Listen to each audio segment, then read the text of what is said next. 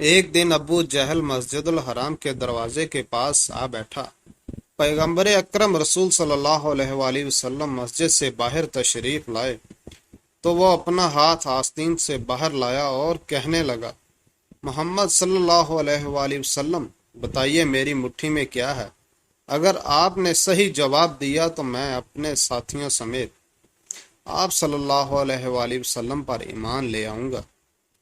حضور پر نور صلی اللہ علیہ وآلہ وسلم نے فرمایا، تیرے ہاتھ میں ایک ڈبیا ہے جو ٹاٹ میں لپٹی ہوئی ہے۔ اس ڈبیا کے اندر 3 موتی ہیں، ان میں سے ایک سوراخ شدہ ہے، دوسرا آدھا سوراخ شدہ اور تیسرا بغیر سوراخ کے ہے۔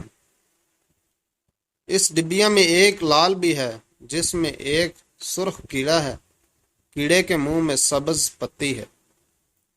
ابو جہل کہنے لگا، یہ سب تو ٹھیک ہے، لیکن سرخ کیڑے اور سبز پتی کا کیسے علم ہوا؟ آپ صلی اللہ علیہ وآلہ وسلم نے فرمایا، لال کو توڑ دو، معلوم ہو جائے گا۔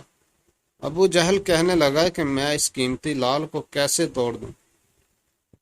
ایک صحابی کہنے لگے، اپنے لال کی قیمت لگا کر اسے توڑ دو۔ اگر رسول خدا صلی اللہ علیہ وآلہ وسلم کی بات معاذ اللہ درست نہ ہوئی تو قیمت میں ادا کروں گا۔ ابو جہل اس بات پر راضی ہو گیا۔ جب لال توڑا گیا تو سب نے دیکھا کہ اس میں منہ میں چھوٹا سا سرخ کیڑا منہ میں سبز پتی لیے ہوئے موجود تھا۔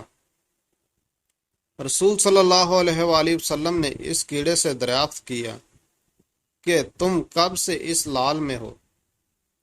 کیڑے نے پہلے آپ صلی اللہ علیہ وآلہ وسلم کی خدمت میں سلام عرض کیا، پھر کہا، مجھے نہیں معلوم، لیکن اللہ تعالیٰ مجھے روزانہ 3 سبز پتی عطا فرماتا ہے۔